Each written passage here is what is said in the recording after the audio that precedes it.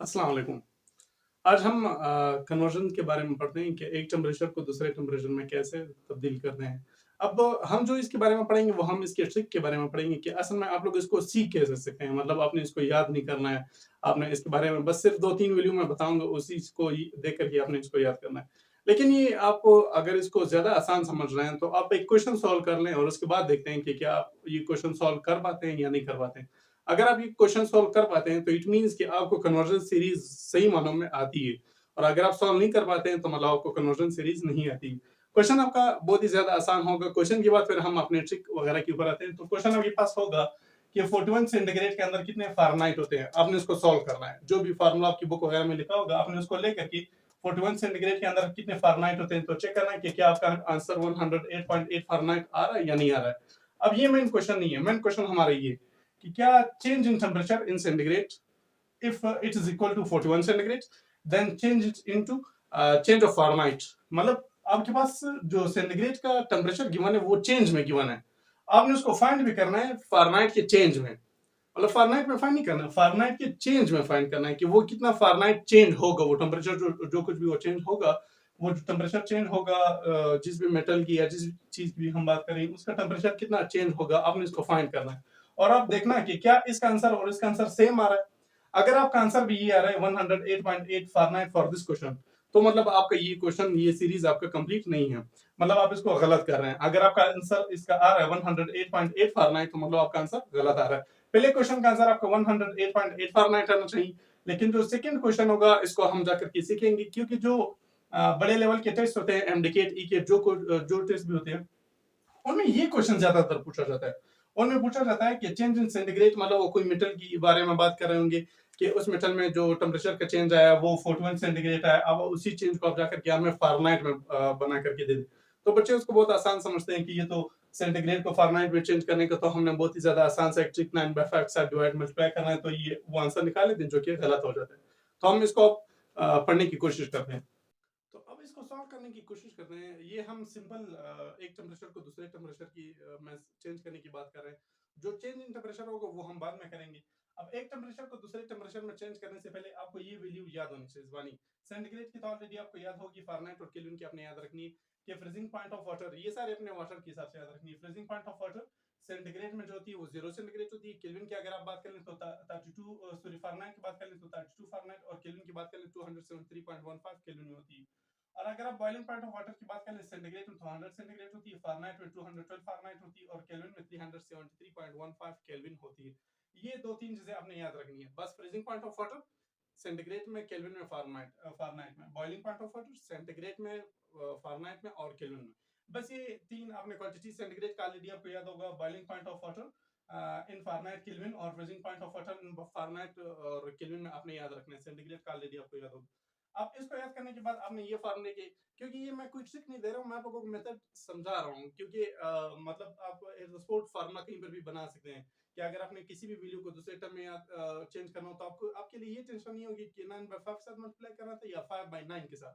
क्योंकि असल मुश्किल तो यहाँ पे पेश आती है कि अक्सर स्टूडेंट ये समझते हैं कि 9/5 के साथ सर ने कहा था कि मल्टीप्लाई कर दिया करें और फिर उसको 180 के साथ ऐड कर दिया करें। तो मैं ऐसा कुछ नहीं बता रहा हूँ, मैं आप लोगों को फार्मूला सिखा रहा हूँ, मतलब उसका मेथड सिखा रहा हूँ कि आप लोगों ने मेथड करना है, मेथड को ले लेना है और उसी मेथड को अप्लाई कर लें। कहीं पर भी आपने कोई भी फार्मूले को दूसरे फार्मूले में कन्वर्ट करना हो तो आप सिंपल ये फार्मूला ले लें, उस फार्मूले के अंदर वैल्यूज को पुट कर दें और आप अपना आंसर निकाल लें। तो चाहे आप इंटीजर्स दे रहे हैं, चाहे आप कहीं पर भी कोई भी, चाहे आप एमसीक्यूज वगैरह कर रहे हैं, तो आप आसानी से इसको कर लेंगे। तो एक क्वेश्चन मैं कराता हूँ। अब टेम्परेचर स्केल को हमारे पास जो फार्मूला होगा वो temperature scale minus freezing point of water, boiling point of water minus freezing point of water, यानी temperature scale minus freezing point of water, boiling point of water minus freezing point of water. अब ये एक formula आपने याद रखना है, मतलब temperature scale minus boiling point freezing point of water, फिर बॉइलिंग पॉइंट ऑफ वाटर से फ्रीजिंग पॉइंट ऑफ वाटर को आपने निकाल लेना है। अब लेट्स सपोज मेरे पास टेम्परेचर स्केल है सेंटीग्रेड, तो मैं यहाँ पे लिख देता हूँ centigrade. Freezing point of water in centigrade कितना होता है हमारे पास, 0 सेंटीग्रेड होता है। और freezing boiling point of water इन, ये सारे के सारे हम सेंटीग्रेड की बात कर रहे हैं, तो boiling point of water in centigrade वो मेरे पास होती है 100 centigrade, minus freezing point of water in centigrade जो हमारे पास होती है, फ्रीजिंग पॉइंट जो उसका होता है वो 0 सेंटीग्रेड होता है। अब मैंने दूसरे में कन्वर्ट करना है, मैंने लेट्स सपोज फारेनहाइट में कन्वर्ट करना है, तो टेम्परेचर स्केल की जगह पे आपने फारेनहाइट की वैल्यू लिख लेनी है। और minus freezing point of water in Fahrenheit, freezing point of water in Fahrenheit तो आपने 32 लिखना है, और boiling point of water in Fahrenheit, boiling point of water in Fahrenheit तो 212 आप लिखोगे, minus freezing point of water in Fahrenheit तो मतलब आप लिखोगे 32। अब ये इन दोनों में मैं कन्वर्ट कर रहा हूँ, तीसरे में आप कन्वर्ट करना चाहते हो तो आप तीसरे में भी कन्वर्ट कर सकते हैं केल्विन में, मैं उसमें भी कन्वर्ट करता हूँ। सबसे पहले इनको कर दें, लेट्स सपोज अगर मैं इस फार्मूले को थोड़ा सिंपल कर दूं, जीरो से कुछ निकाल दे, सेंटीग्रेड को निकाल तो वो जीरो ही बचेगा, यहाँ पे 100 आ जाएगा, यहाँ पे फ्रीजिंग सॉरी ये फारेनहाइट माइनस 32 और 212 में से आप 32 निकाल, आई थिंक 180 बच जाएगा। Centigrade divided by 100, freezing point of water sorry Fahrenheit minus 32 divided by 180, ये आपके पास एक फार्मूला बन गया, सेंटीग्रेड को फारेनहाइट में कन्वर्ट करने का एक आसान सा फार्मूला बन गया। अब इसको आप करोगे कैसे? लेट्स सपोज मेरा क्वेश्चन है कि आप ऐसा कर लें कि मुझे 180 सेंटीग्रेड है, आप इसको फ्रीजिंग आप इसको फारेनहाइट में कन्वर्ट करके बता दें, मेरे पास 180 सेंटीग्रेड, आप इसको फारेनहाइट में कन्वर्ट करके बताएं। आपने करना क्या, 180 सेंटीग्रेड, सेंटीग्रेड की जगह पे आपने 180 डाल देनी, सेंटीग्रेड की जगह पे आपने 180 डाल देना है, बकाया इस पूरी की पूरी फार्मूले को सॉल्व कर देना। तो मैं क्वेश्चन सॉल्व करता हूँ, 180 सेंटीग्रेड, सेंटीग्रेड की जगह पे मैंने 180 divided by 100 is equal to Fahrenheit minus 32 divided by 180। इस क्वेश्चन को जब आप मजीद सॉल्व करोगे तो ये 180 ये एक एक कैंसिल हो जाएगा, यहाँ पे बच जाएगा 18 डिवाइडेड बाय 10, ये मतलब 1.8 आ जाएगा, और ये फारेनहाइट माइनस 32 और ये डिवाइड आ जाएगा 100 के साथ, ये एक जीरो इस जीरो के साथ भी कैंसिल हो जाएगा, यहाँ पे 10 बच जाएगा, 10 18 मतलब आप डायरेक्ट यहाँ से कैलकुलेटर से भी कर सकते हैं, 18 को 10 की ऊपर डिवाइड कर दें और इस 100 को ला करके इस तरफ मल्टीप्लाई कर दें। अगर मैं इसकी कटिंग ना करूं, क्योंकि जो मल्टीप्लिकेशन की ट्रिक्स होंगी कि मल्टीप्लिकेशन को आपने कैसा इजी तरीके से और कैसे फास्ट करनी वो हम बाद में पढ़ेंगे। फिलहाल अगर आपको ये कैलकुलेटर आपके पास मौजूद हो तो आप कैलकुलेटर से आसानी से कर सकते हैं, 18 डिवाइडेड बाय 10 ये 100 इस तरफ आकर के मल्टीप्लाई हो जाएगा और यहाँ पे क्वेश्चन बच जाएगा फारेनहाइट माइनस 32 बच जाएगा। यहाँ पे इन क्वेश्चन को आप सॉल्व कर ले, ये जीरो को जीरो के साथ, तो ये आपके पास बन जाएगा 180 और यहाँ पे बन जाएगा फारेनहाइट माइनस 32, 32 को इस तरफ ले तो 180 प्लस 32 बन जाएगा और यहाँ पे आपके पास फारेनहाइट की वैल्यू आ जाएगी, यहाँ से फारेनहाइट की वैल्यू आपके पास आएगी 180 में 30 ऐड कर ले तो ये 110 112 तो ये 112 आपके पास फारेनहाइट में आंसर निकलेगा। मतलब 180 सेंटीग्रेड के अंदर कितने फारेनहाइट होते हैं, 112 फारेनहाइट होते हैं। ये मैंने क्वेश्चन छोटा सा क्वेश्चन करा है, बस अगर आपने फारेनहाइट को सेंटीग्रेड में कन्वर्ट करना हो तो तभी ये फार्मूला, बस आप फारेनहाइट की जगह पे अपनी रिक्वायर्ड वैल्यू पुट कर दें और सेंटीग्रेड की वैल्यू आपके पास खुद ब खुद इस मेथड से निकल आएगी। अब हम देखते हैं कि अगर मैंने सेंटीग्रेड को केल्विन में या फारेनहाइट को केल्विन में कन्वर्ट करना हो तो उसको कैसे करेंगे। अब हम देखते हैं कि अगर हमने फारेनहाइट को केल्विन में कन्वर्ट करना हो या केल्विन को फारेनहाइट में कन्वर्ट करना हो या सेंटीग्रेड को केल्विन में कन्वर्ट करना हो तो उसको कैसे करेंगे।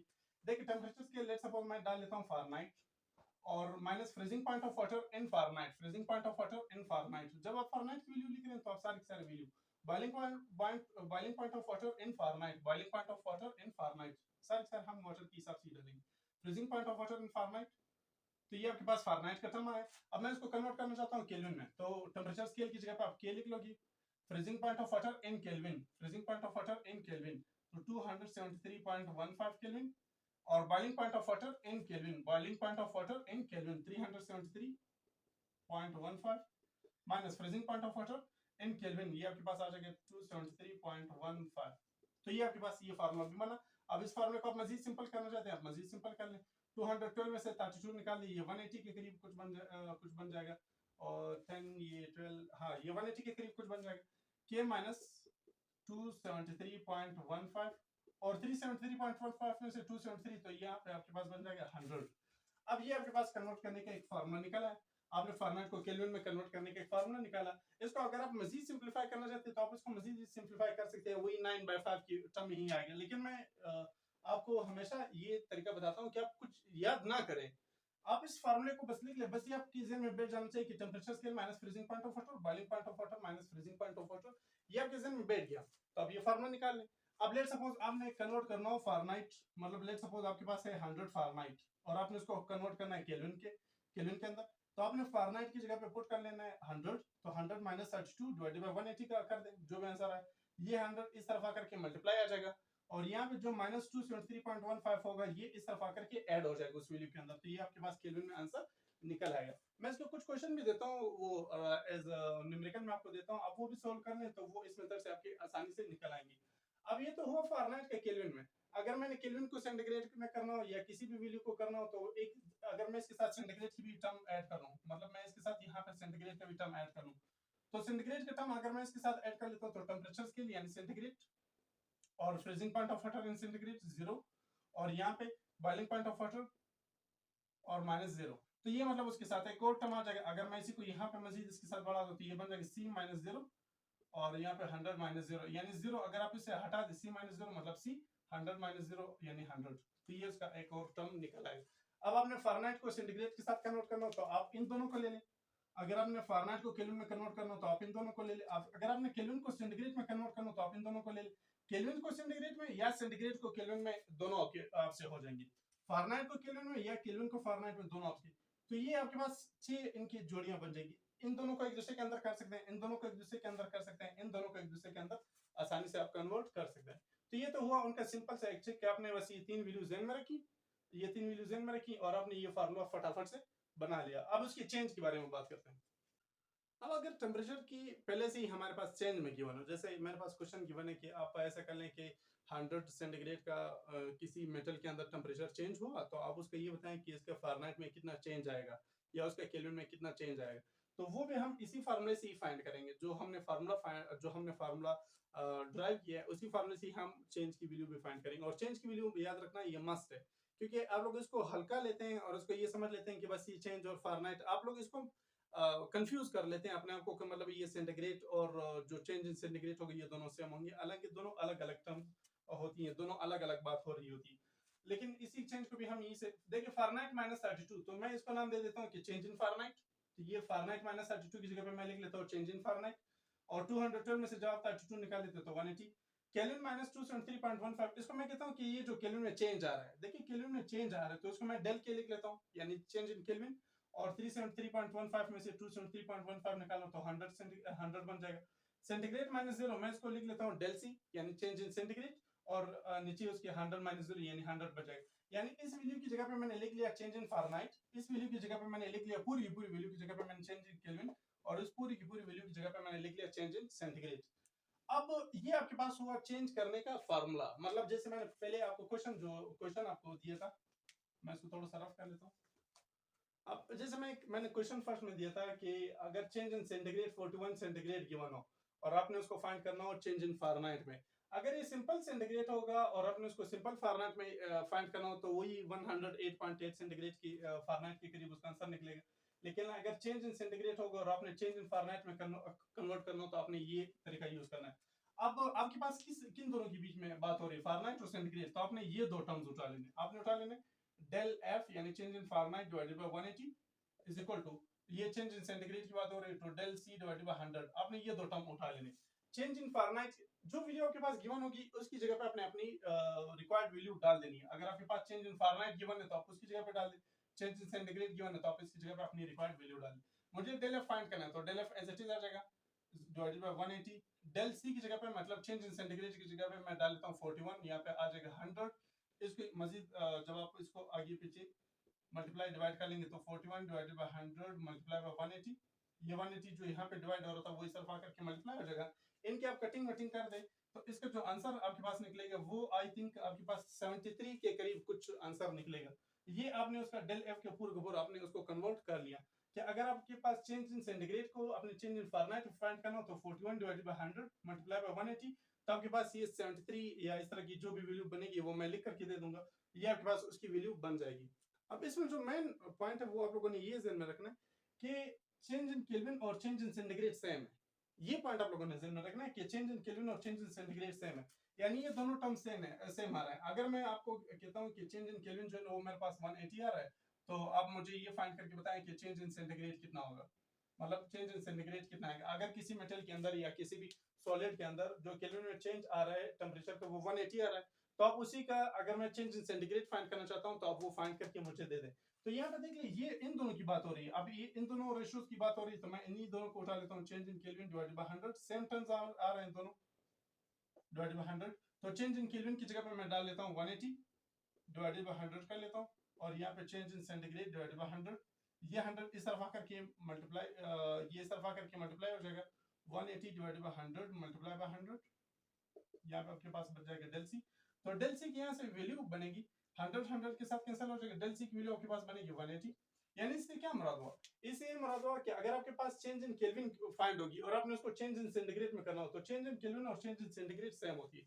चेंज इन सेंटीग्रेड फारेनहाइट अलग अलग, चेंज इन फारेनहाइट और केल्विन अलग अलग, लेकिन चेंज इन केल्विन और चेंज इन सेंटीग्रेड सेम होती है। तो एमसीक्यूज में शायद इस तरह के क्वेश्चन ज्यादा बनते हैं वो चेक करने के लिए कि अब अगर इसकी आप सिंपल वैल्यू देख लें तो वो तब्दील होती है, मतलब आप सेंटीग्रेड कुछ हो आप उसको फारेनहाइट में फाइंड कर लें, तो केल्विन में फाइंड करें तो उसकी वैल्यू अलग होती है, लेकिन चेंज जो उसकी होती है वो सेम होती है। 100 सेंटीग्रेड का चेंज आएगा तो 100 सेंटीग्रेड केल्विन में भी उसका 100 टेम्परेचर ही उसका चेंज आएगा।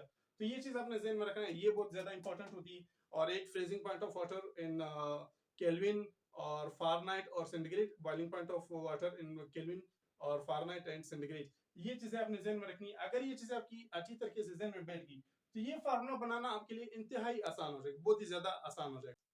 अब जाते जाते मैं कुछ मजीद इंफॉर्मेशन आप लोगों को देना चाहता हूँ कि at which temperature both centigrade and Fahrenheit are same, किस टेम्परेचर पे फारेनहाइट और सेंटीग्रेड दोनों सेम होती है, तो वो आपके पास है -40 डिग्री।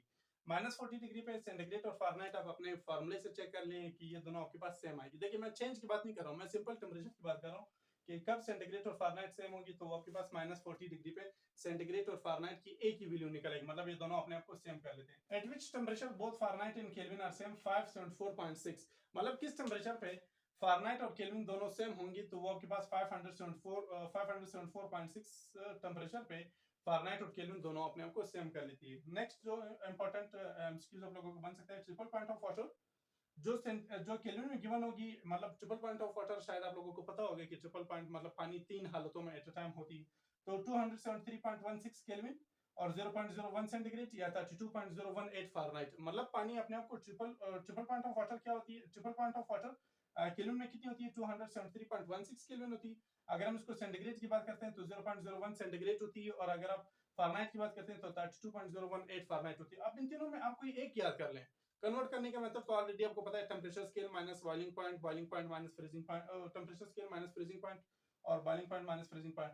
तो ट्रिपल पॉइंट ऑफ वाटर आपको सेंटीग्रेड के सीख ले 0.01 सेंटीग्रेड होता है, तकरीबन ये 0 सेंटीग्रेड के ज्यादा करीब होता है, और केल्विन और फारेनहाइट में इसको चेंज करना आसान रहेगा।